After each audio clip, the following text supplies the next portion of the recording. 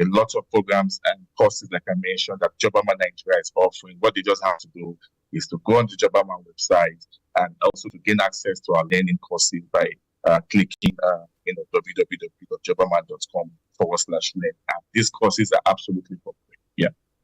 So I do know that your firm has actually commissioned a research to talk about that the Nigerian informal sector that is Yeah, really not. informal sector. So hopefully, one or two of my colleagues, because we do not have so much time on the show right now, will dig deep, Okay. into that conversation when we see that research. But let me steer the conversation, to to what we've witnessed over the last 10 days, the first 10 days of this month. Nigerian population, we have more young people, and to a large extent, Yes.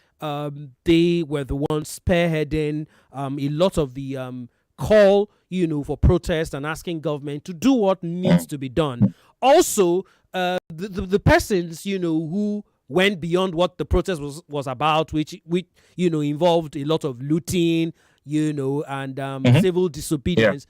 From videos and pictures we've seen, were also young persons. How do you think that the young person tuned into Nigeria Info right now and listening to you, how best do you think, beyond the protest, that we can turn around the situation of the country finally?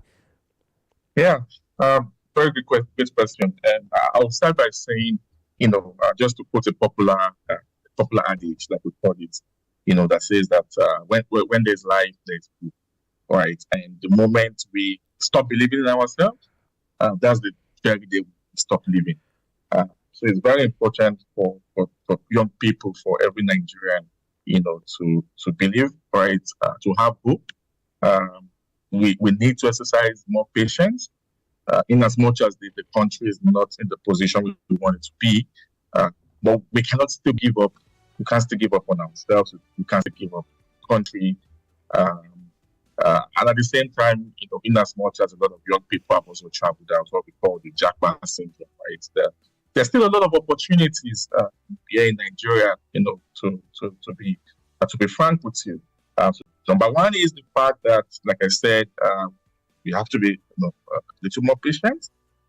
We also have to believe in ourselves and not to give up on our country. The second is, at all times we must embrace peace. You talked about the violence that erupted during the protest. In as much as protest is a legal thing to do, at the same time it has to be done peacefully, right? And because destroying infrastructure, destroying properties is not going to take us to the promised land. It's going to set us back, many years backward. So it's very important that we all learn to embrace peace and taking advantage of digital technology, which is basically what the theme of this year International Youth Day is talking about, right? So we must learn how to take advantage of digital technology to acquire relevant skills and to build capacity for the future. A lot of young people out there, they own smartphones.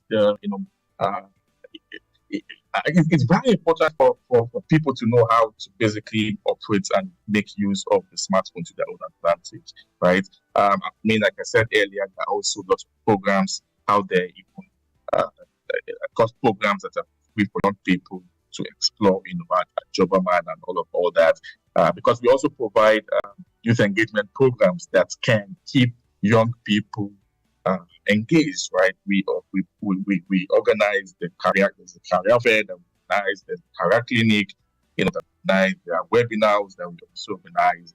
And like I said earlier, there are free courses, free trainings, across different channels, be it physical training, be it online and safe through our safe-based platform. And what they just have to do, like I said, believe in themselves, take advantage of the digital technology, and follow Jobberman.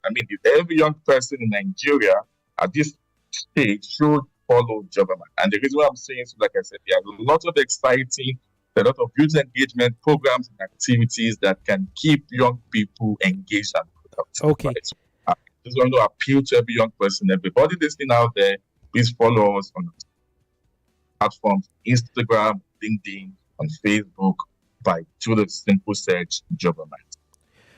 All right. Every young person not to give up.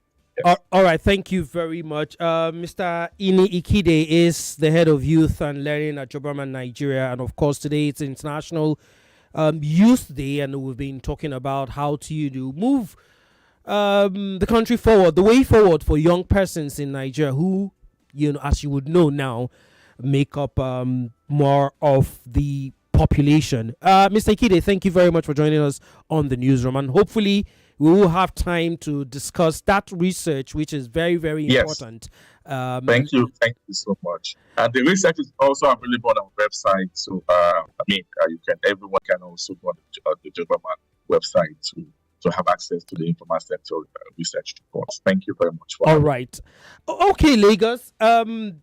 This is, of course, our cue to move on to the second segment of the show, which is, of course, brought to you courtesy of the Lagos State Government. And, of course, to a large extent, we are not deviating away from our conversation today. Our conversation, of course, has to do with young people, because today is International Youth Day. Every 12th of August is a day set aside to celebrate young persons. And the number one citizen of Lagos State, the governor, Babajide Sanwo-Olu, has been speaking today. He says he celebrates the remarkable energy, creativity, and potential of every young person in Lagos. Well, the governor also described young people as the lifeblood of Lagos. He described youths, as the people who lead the way towards the progress and crafting a brighter future for everyone. Governor Babajide maintains that he remains steadfast in shaping a Lagos that embodies their dream, working to create opportunities, equip them with essential skills, and nurture their aspirations.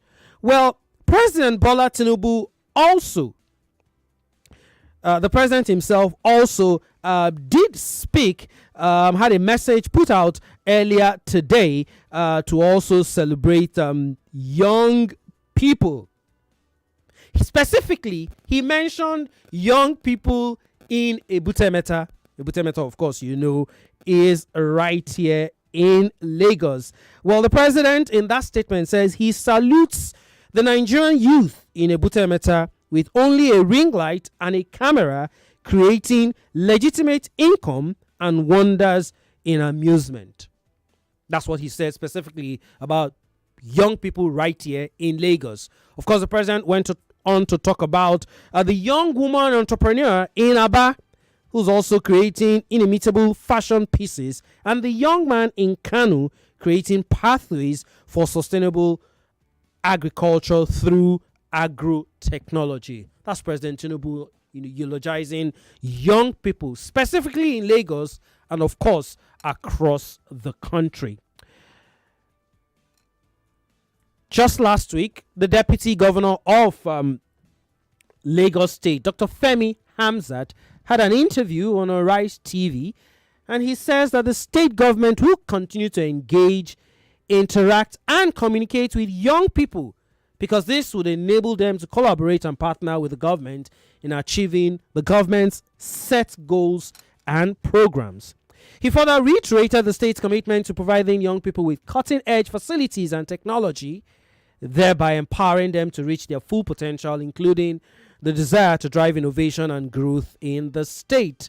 Well, he highlighted some of the initiatives that Governor Babajide Sanwo-Olu, has put in place. And of course, he said young people are being engaged to unleash their potential for prosperity, noting that young people in the state have been sponsored to different countries to see how things are done. Let's take a listen to the Deputy Governor. As a people, we must learn from our experiences. So we were all alive when the EndSARS happened, and we saw the aftermath. Various infrastructures were destroyed, and we said, well, never again. So what does that mean? We went to our people explaining various things. So I recall meeting some students, and they said, I said, so you're an engineering student. You know, one of the buildings that was destroyed was the public works building. At the time, we brought in a machine, the biggest in this part of the world, that can lay about 1,000 interlocking blocks in an hour. But that machine was destroyed. It's a $14 million machine. So this is where we train pupil engineers. So when you graduate from school, I did engineering. When you graduate, they teach you mixture of concrete ratio. But that doesn't mean anything until you are able to actually do the measurement in real life. And this is what, so we went around the state explaining to our youths, elderly, CDC, CDA, the implication that it's okay to protest, but it's not okay to destroy the asset that we said is not even enough. And therefore, I think our people apparently listened. For communities, we do that. Every 100 days, we go around the state. Good. So it's just probably not on television, okay, but we go around. So, for example, I just told you 2 Fridays ago, I was in Ekpe, the Obas, everybody, they were all there, talking about complaints. Oh, last budget, you told us we do this 4, you did only 2, and we will explain ourselves. I said, well, it's because ABC, we can't do the road A and road B at the same time. So we go around to talk. And then, you know, we also engage the youth. As a matter of fact, about 10 youth leaders, we sponsor them to Finland to go and see how things are done. Brilliant. So when we wanted to reconstruct our abattoirs, the Muslim community said, no, we cannot slaughter ram this way. It's un-Islamic. I said, well, I'm a Muslim. There's nothing un-Islamic about it. We took them to Kenya, where they saw that Muslims are doing it. So we go around different sectors to talk to people and say, okay, we wanted to do this. You might think it's not okay. That's why, okay, even NURT, when we wanted to do blue buses, they were against it. We took them to Bogota to say, look, so do you want your children to be following around in Danfo? Why can't you do this? Okay. So we do that, but we just need to do more. That was Deputy Governor Dr. Femi Hamzat, speaking in a television interview last week and talking about how, while it is great to make your voices heard, protest, destruction is not part of that agreement. Matter of fact, if you are caught, of course, you will serve the punishment. Because at the end of the day, when you destroy what government has put in place to help you in the first place, then it becomes a problem, because monies that should have been used for other ventures will now be used, to fix what you probably have damaged. Anyway, in the course of the last 10, 12 days also, that this protest has been on, I remember talking about it last week on the show, and I'll reiterate it again. I find it rather disgusting that almost everything we do in this country, we add a bit of tribalism or ethnicity or religious connotations to it. And to a large extent, we saw a lot of that bigotry over the last 12 days, take center stage in the protest that supposedly, should be about hunger, should be about the not so great effects of the policies that have been put in place by the federal government. That's what the protest is about.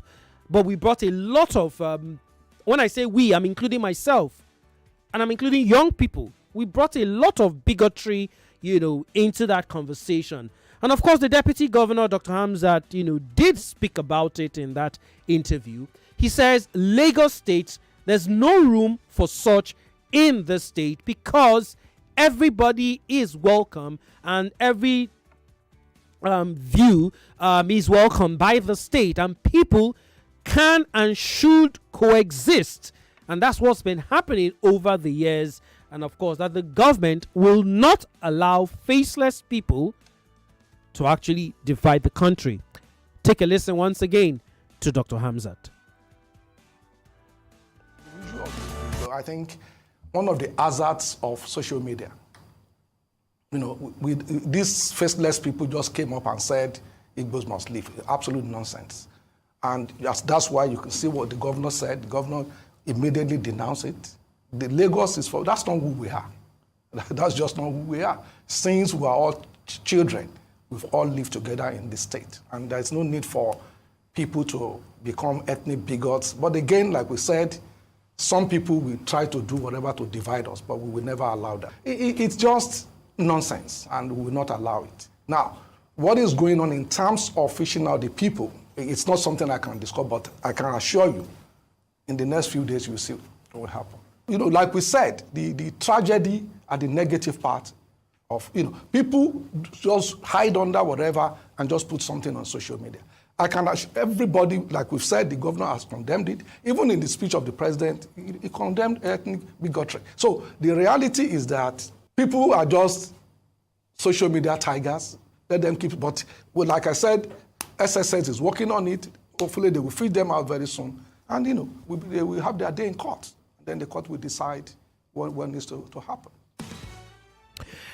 Great response there from Deputy Governor Dr. Hamzat, speaking about specifically, of course, about the issue of a couple of days ago where a social media handle on X precisely, called for a protest which supposedly should start on the 20th of this month or the 30th. Lagospedia, that's the handle, put that out and saying that people from a particular tribe, Igbos to be precise, should be chased away from Lagos and from other southwestern states. And of course, the governor, or rather his deputy, speaking on behalf of the state government, and condemned that particular issue. I will go a step further, and say that this issue is not just a Yoruba versus Igbo thing. It's a national issue that one way or the other we honestly need to have a conversation every day about.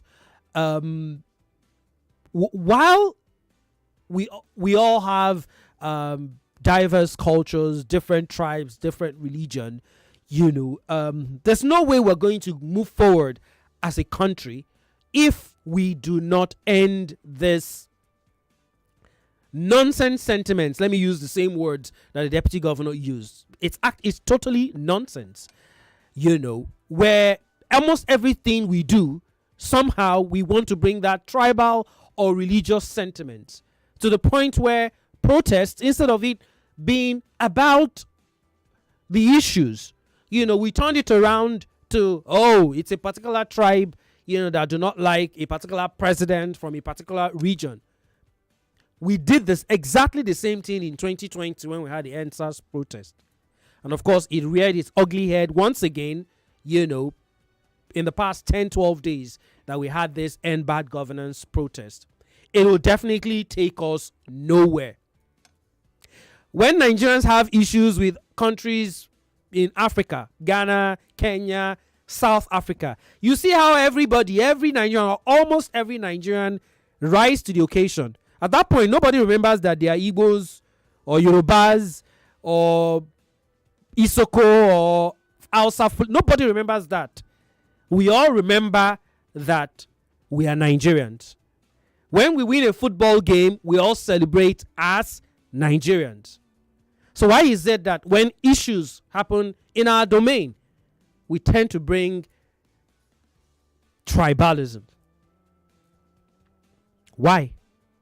I'll give another example. Over the last couple of days, one of the biggest talking points on social media has been the Miss South Africa contest, where someone who has a Nigerian father and a Mozambican mother contested. She was born in South Africa, I think, contested. And of course, there's been crazy discussions, about her origins. Well, eventually, I think it was realized that her mom had allegedly stolen an identity to register her for that competition, which of course ended up with her pulling out.